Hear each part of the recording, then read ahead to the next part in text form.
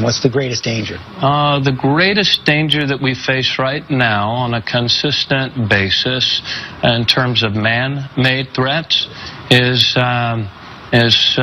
nuclear Iran, and related to that, extremist violence. I don't think you can separate the two. I think they go together. In terms of natural threats, clearly it's climate change. All right, ladies and gentlemen, welcome back. That's a man who might run against Hillary on the Democratic side. Joining us now is David Horowitz, founder of the David Horowitz Freedom Center, editor of Front Page Magazine, and author of the Black Book of the American Left. David, welcome.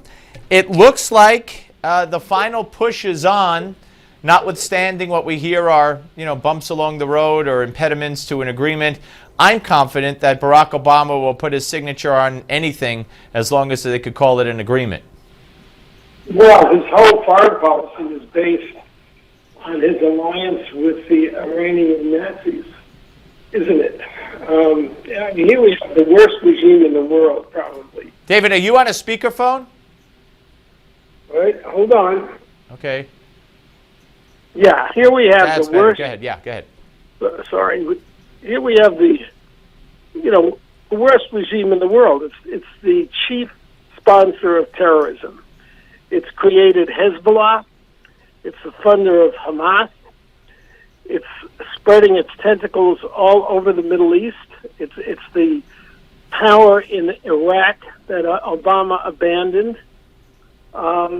Obama has made his bed with the Iranian mullahs, and they've killed thousands of Americans. It's the only regime in the world where you can say that. This regime, by supplying IEDs during the Iraq War, not to mention its terrorist attacks as blowing up the Marines in Lebanon many years ago, has killed more Americans than any other regime, and Obama has made them his ally. So, of course, he's going to accept anything. If the deal fails, he has terrible egg on his face, doesn't he? He doesn't want to be embarrassed. Like a lot of these politicians, I guess he's going to try to kick the consequences of his really foul deeds down the line. Right, Obama but you know what? Has now ignited a war in the Middle East. The entire Middle East is in flames. You have the Arabs versus the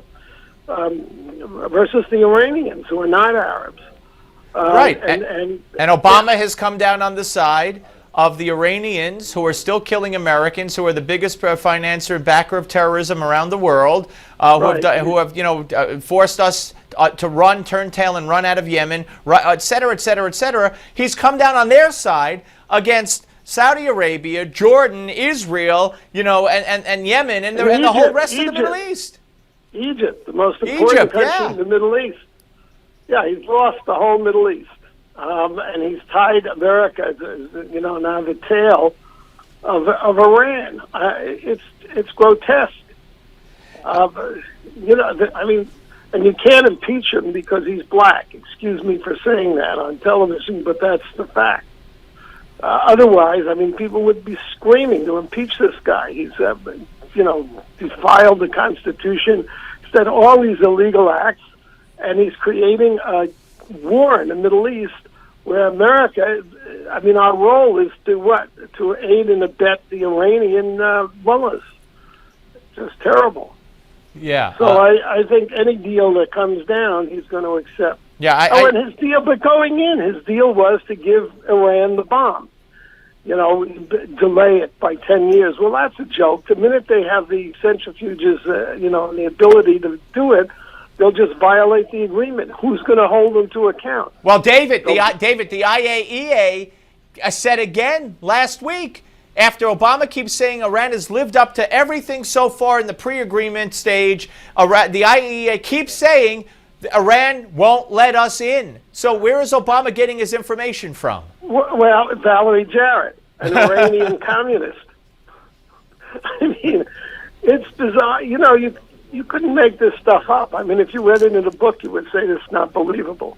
No, you're absolutely right. This is the reality that we're facing now. Let me ask you to comment on an American-Israeli rabbi, according to the Jerusalem Post, Rabbi Shlomo Riskin, the chief rabbi of Efrat, Saturday night compared Barack Obama to Haman.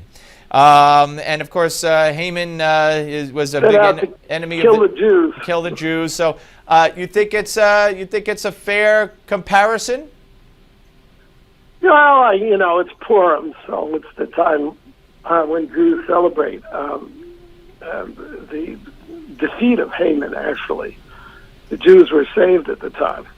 I think it's a little more complex. I do think that Obama would like to see Israel destroyed. I have no doubt about that. First of all, he's a lifelong radical leftist, and before he became senator, his chief advisors, and his friends, Rashid Khalidi, a Palestinian terrorist, Jeremiah Wright, a Jew-hating, America-hating racist, and William Ayers, Edward and Billy Ayers, a terrorist. Saeed, David, you make a good point. You gave a lot of horrific credentials there. David, great to talk to you, sir. David Horowitz, ladies and gentlemen. Coming up, due to popular demand, folks, we'll be bringing back our viewer call-in segment here on the Steve Malzberg Show. But you have to register in advance. So if you love the show or hate the show or just have a content suggestion or you want to weigh in on the news of the day, here's your chance. Email us at callsteve@newsmax.com. Callsteve@newsmax.com. Be sure to include a topic, your name, your phone number, location, and someone on our staff will get back in touch with you. Again, the email is callsteve@newsmax.com. Don't go away.